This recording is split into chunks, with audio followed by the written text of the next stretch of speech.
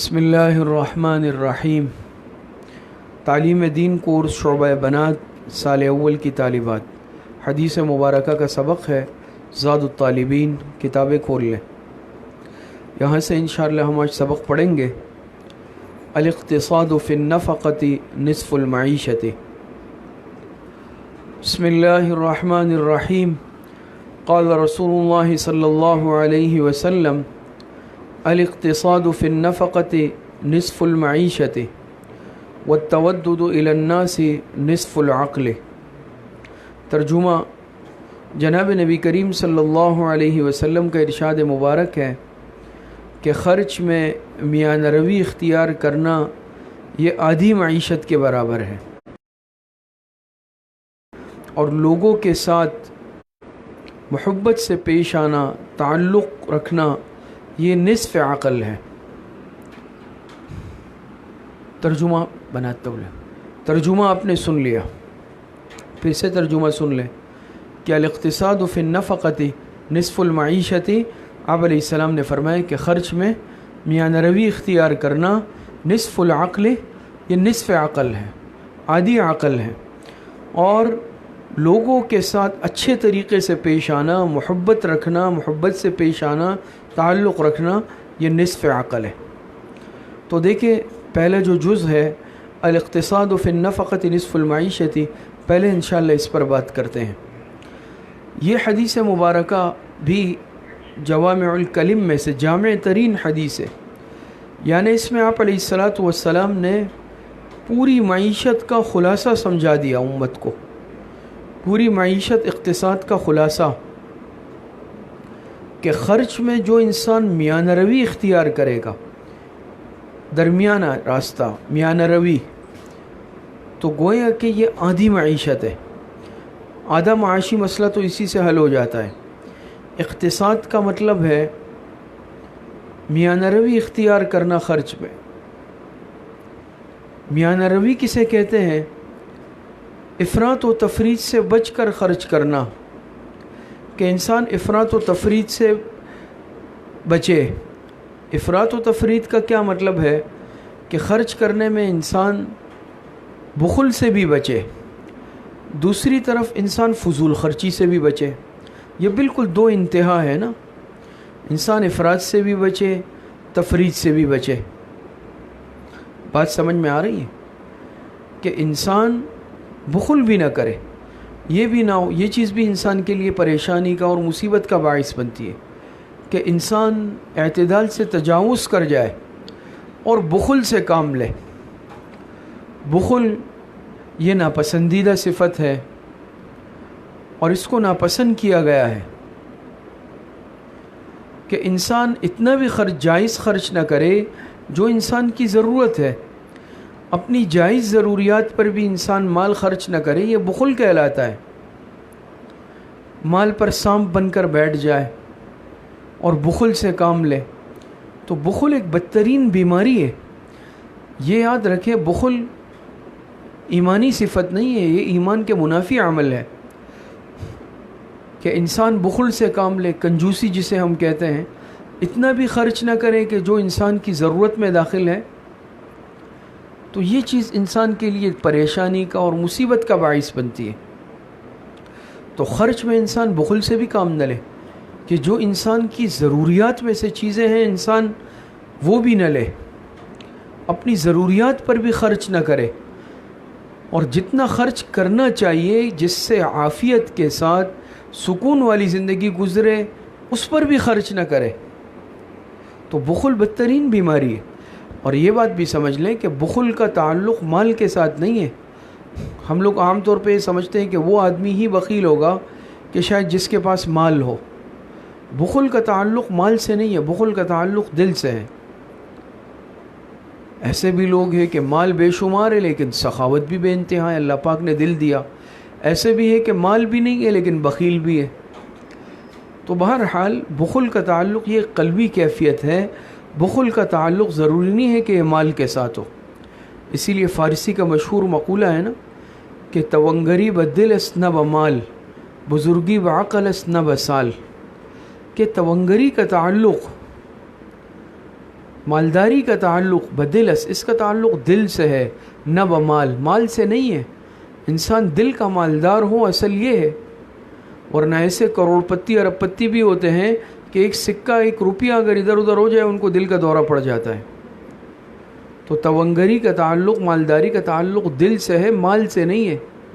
بزرگی و عقل اسنا بسال، اور سمجھ، فہم، بزرگی، عقل مندی، اس کا تعلق عقل سے ہے، عمر سے نہیں ہے، عمر کی زیادتی سے نہیں ہے۔ تو مقصد یہ ہے کہ انسان بخل سے بھی کام نہ لے، دوسری طرف اسراف بھی نہ ہو۔ اسراف کو بھی شریعت نے ناپسند کیا ہے۔ آپ قرآن کریم میں اللہ پاک ارشاد فرماتے ہیں کلوا واشربوا ولا تسرفوا۔ اسی طرح قرآن میں ان المبذرین کانوا اخوان الشیاطین، حدیث مبارکہ میں بھی منع آیا ہے۔ ایک روایت میں آتا ہے کہ دو صفات کے متعلق آتا ہے نا، الصرف والمخیلۃ، تو صرف کہتے ہیں اسراف، یہ بخل کی بالکل ضد ہے، اپوزٹ ہے۔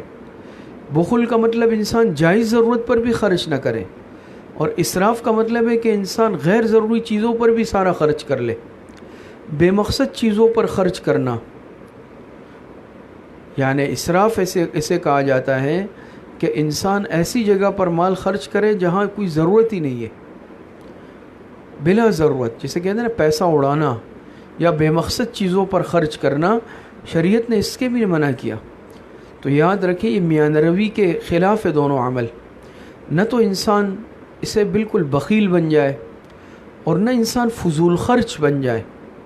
آپ اس کا مطلب فضول خرچ سمجھ سکتی ہیں، فضول خرچی کرنا، فضول خرچی بہت بری عادت ہے اور شریعت نے بھی اس سے منع کیا۔ اور فضول خرچ انسان ہمیشہ پھر معاشی طور پر پریشان رہتا ہے۔ یاد رکھیں جو انسان غیر ضروری چیزوں پر اپنا مال خرچ کرتا ہے یا بلا وجہ اپنی ضروریات کو حد سے زیادہ بڑھا دیتا ہے، پھر اس کو پریشانی ہوتی ہے۔ دوسری اہم بات اس حدیث مبارکہ میں سمجھ لیں کہ دیکھیں اقتصاد کیسے بہتر ہوگی، معیشت ہماری کیسے بہتر ہوگی۔ دیکھیں ہر انسان کی اپنی ایک معیشت ہوتی ہے۔ اب ہم تو یہ سمجھتے ہیں ایک عالمی معیشت ہے، پوری دنیا کی، ایک ملکی معیشت ہے، اور ایک ہر انسان کی اپنی فیملی اور گھر کی معیشت ہے۔ تو یہ حدیث ظاہری بات ہے، ہم تو اپنے گھر کے معاملات کے جو ہے کیا ہیں مسئول ہے، ہمارے اختیار میں تو اپنے گھر کے معاملات آتے ہیں، نہ کوئی ملکی اقتصاد ہمارے کنٹرول میں ہے، نہ عالمی اقتصاد معیشت ہمارے کنٹرول میں ہے۔ وہ تو ظاہری بات ہے جن کے اختیار دائرہ اختیار میں ہے، دائرہ کار میں ہے، وہ اس ترتیب کو سنبھالتے ہیں۔ لیکن چاہے عالمی معیشت ہے، چاہے ملکی معیشت ہے، چاہے گھریلو معیشت ہے، مقصد یہ ہے کہ بہتر انداز میں اور نظم کے ساتھ، اعتدال کے ساتھ تبھی چل سکتی ہے کہ جب یہ ہمیشہ افراط و تفریط سے پاک ہو۔ تو بہرحال ہم تو چونکہ مسئول ہیں اپنے اپنے گھر کے، تو گھر کا بھی ایک بجٹ ہوتا ہے، ہر گھر کی ایک معیشت ہوتی ہے، اور ہر انسان آج چاہتا ہے معاشی طور پر میں خوشحال ہو جاؤں، مجھے خوشحالی نصیب ہو جائے، پریشانی سے بچ جاؤں۔ کیوں؟ فقر ظاہری بات ہے کہ فقر جو ہے بعض مرتبہ اگر یہ بھی حد سے بڑھ جائے انسان کے لیے پریشانی کا باعث بنتا ہے۔ اور حدیث مبارکہ میں ہے جناب نبی کریم صلی اللہ علیہ وسلم نے ارشاد فرمایا کاد الفقر ان یکون کفرا، کہ قریب ہے کہ یہ فقر انسان کے لیے بعض مرتبہ کفر کا باعث بن جائے، اسی لیے اس سے بھی پناہ مانگی گئی ہے، اللہم انی اعوذ بک من الفقر، تو فقر سے بھی پناہ مانگی گئی۔ اپنے معاشی حالات، معیشت کو اچھا رکھنا، بہتر رکھنا، یہ ضروری ہے ہر انسان کے لیے۔ مقصد یہ ہے کہ اگر خدا نہ خواستہ معیشت اور معاشی حالت بہتر نہیں ہے، بولے بھی سبق پڑھیں، تو اس صورت کے اندر بھی کیا ہے انسان توازن، اس کی معیشت متوازن نہیں ہوتی، معیشت توازن کے ساتھ نہیں چل سکتی۔ اور ظاہری بات ہے جب معیشت متوازن نہیں رہے گی، اعتدال کے ساتھ نہیں رہے گی، تو اس صورت کے اندر انسان کو پریشانی لاحق ہوگی۔ اس وقت نہیں ملتی، کسی سے ملوا دو، عبد المحمن سے۔ دو چیزیں ہوتی ہیں معیشت میں بنیادی طور پہ، یہ سمجھ لیں۔ ہر انسان دیکھیں نا، اپنے گھر کا سربراہ جو خاص طور پہ ہوتا ہے وہ گھر کی ترتیب کو دیکھتا ہے، گھر کی معیشت، گھر کے نظام، خرچے کو وہ چلاتا ہے۔ لیکن بنیادی طور پر دیکھیں، گھریلو نظام ہے، خاندانی ہے یا بڑے پیمانے پہ ہے، ایک ادارے کا نظام ہے، مالی معاملات ہے، پوری فیکٹری کے ہیں، ادارے کے ہیں، ملک کے ہیں، کسی بھی چیز کے ہیں۔ دیکھیں دو چیز ہوتی ہے، ایک ہوتی ہے انسان کی آمدنی، دوسری ہوتی ہے خرچ۔ بنیادی طور پہ دو چیزیں ہوتی ہیں نا ہر انسان کی، ایک ہے میری آمدنی کتنی ہے، دوسرا میرا خرچہ کتنا ہے، خرچ کتنا ہے۔ تبھی معاملات ہمیشہ بہتر اور درست چلیں گے جب آمدنی خرچ سے زیادہ ہو، آمدن زیادہ ہو، خرچ اس سے کم ہو، تب ہمیشہ معاملات یاد رکھیں کہ ترتیب اور نظم کے ساتھ چلتے ہیں اور چل سکتے ہیں۔ معاملات کی خرابی وہاں پر آتی ہے کہ جب معاملہ اس کے برعکس ہو جائے کہ آمدنی میری کم ہے اور خرچ میرا زیادہ ہے۔ اگر دونوں برابر ہیں تو تب بھی معاملہ یاد رکھیں زیادہ بہتر نہیں چلے گا، کیونکہ انسان بالکل برابر سرابر چلے گا تو ظاہری بات ہے کہ خرچہ ہر وقت ہر حالت میں یکساں یا ایک جیسا نہیں ہوتا۔ ایک تو میرا ایک نظم ہے کہ میرا ہر مہینے کا اتنا خرچہ ہے، ہر مہینے کی اتنی آمدنی ہے، لیکن اللہ پاک سب کی حفاظت فرمائے، یہ بھی تو ممکن ہے کسی مہینے گھر میں بیماری آ جائے، ایسا ہو سکتا ہے نا، کسی مہینے بچہ بیمار ہو جائے، گھر میں کوئی بیمار ہو جائے، کوئی اسپتال میں داخل ہو جائے، کسی کا آپریشن آ جائے، شادی بیاہ کا معاملہ آ جائے، کوئی اور مقصد یہ خوشی غمی آ جائے، تو اس کے لیے پھر الگ سے خرچہ آ جاتا ہے۔ اب اگر میں نے دونوں کو برابر رکھا ہے اور کسی مہینے معاملات اضافی ہو گئے، پھر میں کیا کروں گا؟ اسی لیے جو سمجھدار انسان ہوتا ہے وہ ہمیشہ آمدن کو خرچ سے زیادہ رکھتا ہے۔ مثال کے طور پہ ایک مثال دے رہا ہوں کہ میری آمدن ہے 20,000 روپے، میرا خرچہ ہے 15,000 روپے، یہ بہتر معاملہ ہے، کیونکہ 15,000 میرا خرچہ ہے تو اس میں معاملات ہو گئے، 5,000 میرے پاس بچ گئے۔ اب اس میں انسان دیکھیں اعتدال کے ساتھ چلیں۔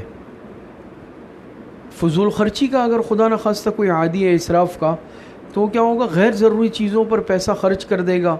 پھر اگر اچانک کوئی خدا نخواستہ مسئلہ آ گیا، حادثہ آ گیا، ضرورت پڑ گئی، معاملہ آ گیا، اب کیا ہوگا؟ پھر بات سمجھ میں آ رہی ہے نا؟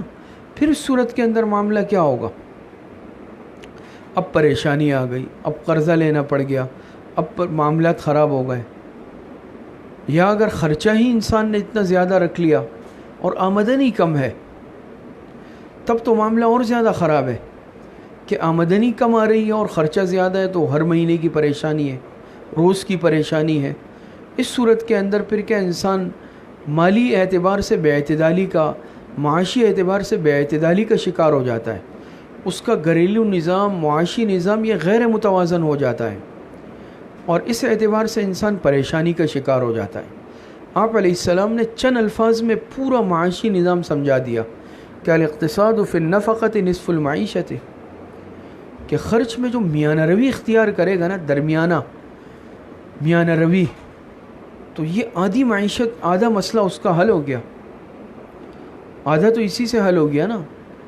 میانہ روی، اعتدال کے ساتھ چلنا، اپنی آمدن کو دیکھ کر خرچ کرنا۔ ایک بات اس میں دیکھیں، سمجھ لیں کہ دو چیزیں جو ہے نا، آمدن اور خرچ، اس میں ایک چیز تو انسان کے مکمل اختیار میں ہے، دوسری مکمل اختیار میں نہیں ہے۔ خرچ انسان کے مکمل اختیار میں ہے، خرچہ۔ آمدن ضروری نہیں ہے کہ انسان کے اختیار میں ہو، ضروری نہیں ہے۔ لیکن آمدن، اگر میں کہیں ملازمت کرتا ہوں، میری ایک لگی بندی تنخواہ ہے، تو کیا مجھے کیا اختیار ہے کہ میں اپنی آمدنی بڑھا لوں، اپنی تنخواہ خود سے بڑھا لوں؟ یہ کیسے ہو سکتا ہے؟ تو میں اگر کہیں ملازمت کر رہا ہوں، کہیں جاب کر رہا ہوں، کہیں کام کر رہا ہوں، تو آمدن تو میرے اختیار میں نہیں ہے نا۔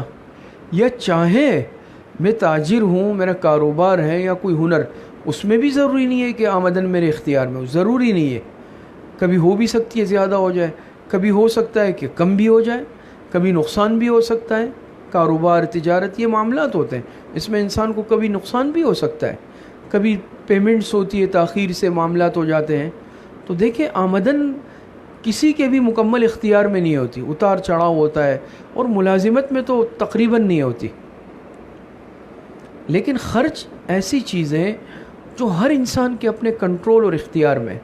میں کم خرچہ کروں یہ بھی کر سکتا ہوں، میں درمیانی خرچہ کروں یہ بھی میرے اختیار میں، میں زیادہ خرچہ کر لوں یہ بھی میرے اختیار میں. لیکن جو میری آمدن ہے اس کو میں کیسے بڑھاؤں؟ اسی لیے جو سمجھدار انسان ہے وہ ایک ترتیب اور نظم کے ساتھ ایک پورا معاشی نظام چلاتا ہے. اور یاد رکھیں انہی گھرانوں کا معاشی نظام اچھا چلتا ہے، وہی گھرانے خوشحال ہوتے ہیں جو آمدن اور خرچ کو دیکھ کر چلتے ہیں. اس لیے کہتے ہیں نا بعض لوگ باقاعدہ، ہم تو سمجھتے ہیں یہ بجٹ صرف ایک ملک کا بنتا ہے، کیونکہ نا ہر سال بجٹ بن رہا ہے جون جولائی میں، بھیا نئی حکومت آ گئی تو بجٹ بن رہا ہے، یا نیا سال آ گیا اس کے لیے حکومت بجٹ کا اعلان کرتی ہے. لیکن یاد رکھیں ہر گھر کا اپنا بھی ایک بجٹ ہوتا ہے. بجٹ تو ہے ہی معاشی نظام نا، تو ہر گھر کا اپنا ایک بجٹ ہے، اور ہر انسان سربراہ وہ اپنے گھر کا صدر اور وزیر اعظم ہے. سمجھ لیں میاں ہے، بیوی ہے، یہ جو ہے منتظمین ہے، یہ بجٹ بنائیں گے گھر کا بجٹ. ملک کا وزیر اعظم تھوڑی آ کے ہمارے لیے بنائے گا. گھر کا بجٹ تو ہر جو سربراہ ہوتے ہیں گھر کے وہ بنائیں گے. اب میں دیکھ لوں کہ میرے گھر میں کتنے افراد کمانے والے ہیں، کتنے افراد کھانے والے ہیں. کمانے والے مثال کے طور پہ ایک فرد ہے، آمدنی اتنی ہے، خرچہ اتنا ہے. کمانے والے 2 افراد ہیں، 3 افراد ہیں، اس صورت میں آمدنی اتنی ہے اور اب خرچہ کتنا ہے، اتنا ہے. دیکھیں خدا نخواستہ توکل کے منافی باتیں نہیں ہو رہی. توکل تو ہر انسان اس پر ایمان رکھتا ہے، لیکن اللہ پاک نے دنیا کو دارالاسباب بنایا ہے. اس میں انسان اسباب کو ساتھ لے کر چلتا ہے، ایک نظم اور ترتیب کے ساتھ زندگی گزارتا ہے. اور یاد رکھیں یہ آپ علیہ الصلوۃ والسلام کی تعلیمات ہے. خدا نخواستہ کو یہ نہیں کہیں کہ بھئی ہمیں شاید اللہ پاک کی ذات پر یقین کم ہو رہا ہے کہ رزق دینے والی ذات اللہ پاک کی ہے، لیکن دنیاوی وسائل اور اسباب کو اختیار کرنا یہ انسان کے لیے ہے. دنیا تو دارالاسباب ہے، اس میں اسباب. خود جناب نبی کریم صلی اللہ علیہ وسلم نے تجارت نہیں فرمائی، آپ علیہ الصلوۃ والسلام نے تجارت فرمائی ہے. دنیاوی اسباب آپ علیہ السلام نے اختیار فرمائے ہیں، ورنہ جناب نبی کریم صلی اللہ علیہ وسلم سے زیادہ متوکل اس دنیا میں کون ہو سکتا ہے؟ دنیا میں سب سے زیادہ مضبوط ایمان وہ پیغمبر کا ہے، پھر جناب نبی کریم صلی اللہ علیہ وسلم کا. لیکن تعلیم امت کے لیے دیکھیں کتنے معاملات آپ نے فرمائے. اس میں ہمارے لیے کیا ہے؟ تعلیم ہے کہ دنیا، اسی لیے حدیثوں میں نہیں آتا یہ الاقتصاد فی النفقۃ نصف المعیشۃ، الکاسب حبیب اللہ، التجار یحشرون یوم القیامۃ فجارا الا من اتقى وبر وصدق آگے آئے گا. اسی طرح التاجر الصدوق الامین مع النبیین والصدیقین والشہداء. یہ سب کیا ہے؟ یہ روایت ہے. تو دنیاوی اسباب اختیار کرنے ہیں تو اسباب کے ساتھ دنیا. لیکن جو انسان چاہتا ہے کہ میرا اقتصادی معاملہ، معاشی معاملہ خوشی عافیت کے ساتھ چلے، میں پریشان نہ ہو جاؤں، مجھے معاشی پریشانی اور تنگی لاحق نہ ہو، تو یاد رکھیں اس کے لیے سب سے پہلے اپنے بجٹ کو، آمدن اور خرچ کو دیکھ کر اس کو درست کرنا ہوگا. اگر کہیں پر پریشانی ہے ہر مہینے کی معاملات کی، تو لازمی وہاں پر افراط و تفریط ہوگی. یا تو فضول خرچی، اسراف کے معاملات چل رہے ہوں گے، یا معاملہ یہ ہوگا کہ آمدن کم ہوگی، خرچ زیادہ ہوگا. تو سب سے پہلے اس بات کی اصلاح ضروری ہے کہ انسان اپنے معاشی، گھریلو معاشی نظام کو درست کر دے، تاکہ کل کو پریشانی نہ ہو، مستقل پریشانی نہ ہو. اور یاد رکھیں کہ انسان دینی معاملات میں، دینی خدمات، عبادات، یہ بھی اس وقت عافیت، سکون اور یکسوئی کے ساتھ انسان ادا کر سکتا ہے جب انسان معاشی اور مالی طور پر مطمئن ہو. ورنہ یہ بے اطمینانی انسان کے عبادات میں، دینی خدمات میں بہت زیادہ دخیل ہو جاتی ہے، انسان کی زندگی پر اثر انداز ہو جاتی ہے. اور یہ معاملات انسان کے بہت ساری چیزوں پر اثر انداز ہوتے ہیں. لیکن اب بعض لوگ، اللہ پاک ہم سب کی حفاظت فرمائے، لیکن جب یہ معاملات درست نہیں ہوتے، ٹینشن بھی آ جاتی ہے، پریشانی بھی آ جاتی ہے، بے سکونی بھی آ جاتی ہے، کتنے معاملات ہو جاتے ہیں، بیماریاں لگ جاتی ہیں کہ کیا کبھی گھر کی ٹینشن ہے، مالی معاملات ہیں، قرض ہے، پریشانیاں. یہ تو یہ چیزیں قدرتی طور پر انسان کی صحت پہ اثر انداز ہوتی ہے، یہ ایک فطری بات ہے۔ تو معلوم ہوا کہ یہ صرف ایک خرچے کا معاملہ نہیں ہے، بلکہ اس کے ساتھ انسان کی ذہنی صحت، جسمانی بہت سارے معاملات اس سے جڑے ہوئے ہیں، تو ہے نا، ظاہری بات ہے جو چلاتا ہے اس کو پتہ ہوتا ہے۔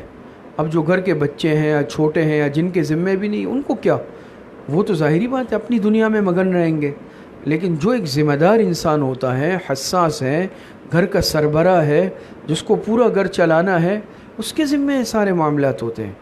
اب ہر مہینے کی پریشانی یہ ہے، ادھر دیکھنا ادھر دیکھنا، ادارہ چلانا ہے، کمپنی چلانی ہے، کارخانہ چلانا ہے، فیکٹری چلانی ہے، تعلیمی ادارے چلانے ہیں، ایک گھر چلانا ہے، ملک چلانا ہے، عالمی نظام، جس کی پھر جتنی ذمہ داری زیادہ اس کے اتنے کیا ہے معاملات زیادہ۔ تو بہرحال اس نظام کو درست کرنا ضروری ہے۔ آگے دیکھیں، آگے فرمایا وَالتَّوَدُّدُ إِلَى النَّاسِ نِصْفُ الْعَقْلِ، اور لوگوں کے ساتھ اچھے انداز میں پیش آنا، محبت سے پیش آنا، اچھے تعلقات رکھنا، یہ نصف عقل ہے، آدھی عقل یہ ہے۔ بات سمجھ میں آ رہی ہے؟ دیکھیے نا، دو چیزیں ہوتی ہیں، یہ دو حدیثیں الگ، یعنی اس کا معاملہ آپس میں جڑا ہوا ہے، ربط ہے۔ ربط کیا ہے ان دونوں حصوں میں حدیث کے، کہ فرمائیں کہ خرچ میں میاں نروی اختیار کرنا، یہ تو آدھی معیشت ہے، آدھا مسئلہ تو یہیں پہ حل ہو گیا۔ باقی آدھا کیسے حل ہوگا؟ لوگوں کے ساتھ اچھے تعلقات رکھنے میں۔ فرمائیں یہ آدھی عقل ہے، تودد الی الناس، ود کہتے ہیں محبت کو، لوگوں کے ساتھ اچھے تعلقات رکھنا، یہ آدھی عقل ہے، نصف عقل۔ اس بات کو سمجھ لیں اچھی طرح۔ دیکھیں، دو چیزیں انسان کی زندگی میں بنیاد ہوتی ہے خوشحالی کے لیے۔ ایک یہ کہ انسان کا معاشی نظام مضبوط ہو، انسان کا معاشی نظام مضبوط ہونا چاہیے۔ دوسرا، انسان کے روابط اور تعلقات اچھے ہوں، روابط اور تعلقات اچھے ہوں۔ یہ انسان بھی بڑا مقصد یہ ہے کہ خوشحال ہوتا ہے، جس کو ہم اردو میں کہتے ہیں نا بھئی، ہر ایک کے ساتھ بنا کر رکھو، ہر ایک کے ساتھ بنا کر رکھو اچھے تعلقات۔ کیونکہ دیکھیں آج کل کی مادی دنیا ہے، مادی دنیا کے اعتبار سے عرض کر رہا ہوں، ایک مادیت کے اعتبار سے، اللہ پاک ہم سب کی اس فتنوں سے محفوظ فرمائے، حفاظت فرمائے، اور اللہ پاک اپنا تعلق اور معیت نصیب فرمائے، قرب نصیب فرمائے۔ لیکن اس دنیا کو اگر دیکھا جائے تو آج کل پیسے کا دور ہے، تعلقات کا دور ہے، کہتے ہیں نا، کہتے ہیں بھئی آج کل تو پیسہ چلتا ہے ہر جگہ، آج کل تعلقات چلتے ہیں ہر جگہ، آج کل سفارش چلتی ہے ہر جگہ، آپ یہ سمجھ لیں۔ تو دیکھیں، اچھے تعلق رکھنا، ہر ایک کے ساتھ بنا کر رکھنا، کیونکہ یہ انسان ہے نا دنیا میں، یہ مدنی الطبع ہے، اور انسان کو اللہ پاک نے، انسان کا مطلب یہ نکلا ہے انس سے، انس کہتے ہیں محبت کو۔ اللہ پاک نے اس انسان کے مادے میں انس رکھا ہے، مانوسیت رکھی ہے، ورنہ توحش تو جنگلی جانوروں میں ہوتا ہے نا۔ آپ دیکھتے ہیں نا، آپ کسی پرندے کے قریب جائیں گے اس میں توحش ہوتا ہے، وہ اڑ جائے گا، قریب نہیں آئے گا۔ آپ کسی جنگلی جانور کے قریب جائیں گے اس میں توحش ہوتا ہے، وہ وحشت، وہ انسان سے بھاگتا ہے۔ لیکن اس انسان میں اللہ پاک نے انس رکھا ہے، محبت رکھی ہے، محبت کا مادہ رکھا ہے۔ تو اس انسان کی فطرت کا تقاضا یہ ہے کہ یہ لوگوں کے ساتھ اچھے تعلق رکھے، تعلقات بنا کر رکھے۔ اور اس دنیا میں دیکھیں اللہ پاک نے مختلف قسم کے رشتے بنائے، کسی سے انسان کا رشتہ داری نسب کا تعلق ہے، کسی سے انسان کا خاندانی اور مقصدی قرابت کا تعلق ہے، کسی سے انسان کی دوستی کا تعلق ہے، کسی سے پڑوس کا تعلق ہوگا، کسی سے کاروباری پارٹنرشپ لین دین کا تعلق ہوگا، کسی سے مسجد میں روزانہ ملاقات کا تعلق ہوگا، کسی سے مدرسے میں ملاقات کا تعلق ہوگا۔ یہ سب تعلقات اللہ پاک نے انسانوں میں رکھے، اور انسانیت کا تقاضا بھی یہ ہے، ہمارے اس دین اور ایمان کی تعلیمات بھی یہ ہے کہ انسان ہر ایک کے ساتھ اچھا تعلق رکھے، بنا کر رکھے، اچھے انداز میں پیش آئے۔ اور جو انسان دیکھے، انسان دنیا میں محتاج ہے، ہر انسان، کوئی دنیا میں نہیں کہہ سکتا کہ مجھے کسی کی ضرورت نہیں ہے۔ جو انسان یہ مزاج رکھتا ہے نا، ہر ایک کے ساتھ لڑائی جھگڑا اختلاف، ہر ایک کے ساتھ جو ہے کیا ہے دوری بعد، یہ انسان پھر پریشان رہتا ہے۔ اس لیے کہ دیکھیں اگر میں یہ کہوں کہ مجھے میرے پڑوسی کی کوئی ضرورت نہیں ہے، وہ کہے مجھے اس کی کوئی ضرورت نہیں ہے، اب انسان ہے، اچانک کوئی فوتگی ہو گئی، حادثہ ہو گیا، اب کیا کریں گے؟ آپ پڑوس کا دروازہ کٹکھٹائیں گے؟ آپ پڑوسی، ابھی کوئی شادی آ گئی، غمی آ گئی، آپ کو جگہ کی ضرورت ہے، آپ کا کون کام آئے گا؟ یہی پڑوسی آپ کا کام آئے گا۔ آپ کی بلڈنگ کا پڑوسی، آپ کی گلی کا پڑوسی، آپ کے محلے کا پڑوسی، علاقے کا پڑوسی، پڑوس کا تو بڑا حق ہے، یہ پڑوسی آپ کے کام آئے گا۔ آپ کو کوئی پریشانی، مالی پریشانی آ گئی، کوئی اور پریشانی آ گئی، مشورہ لینا ہوا، بہت سارے معاملات، آپ کے اچھے دوست ہیں، یہ اچھے دوست یہ اللہ پاک کی بڑی نعمت ہے۔ آپ اپنے دوست سے مدد لیں، بھائی مجھے مشورہ دے دیں۔ ایک انسان کو جب اچھا مشورہ ملتا ہے نا، بڑا یہ بہت بڑی بات ہے، یا کم از کم تسلی دینے والا موجود ہو، وہ آپ کو تسلی، ایک پریشانی میں جو انسان کو تسلی کے کلمات کہے نا۔ اب مجھے کسی نے کہا یہ پریشانی ہے، میں پریشان ہوں، میں نے کہا اللہ خیر فرمائیں گے، عافیت ہوگی، یہ بہت بڑے کلمات ہیں۔ میں نے کچھ کیا نہیں، میں بھی شاید بے بس ہوں، اس کے لیے کچھ نہ کر سکوں، لیکن میں نے زبان سے جو اس کو تسلی دی نا، آدھا مسئلہ، آدھی پریشانی اسی وقت ختم ہو جاتی ہے۔ تو انسان کے ساتھ ایسے دوست موجود ہوں، ایسے تعلق والے کل کو ہو، ایسے پڑوسی ہو، بھائی ہو، رشتہ دار ہو، جو اس کی ہر خوشی غمی میں اس کے ساتھ کھڑے ہوئے ہو۔ یہ تب ہوگا جب میں نے تعلق صحیح رکھا ہو۔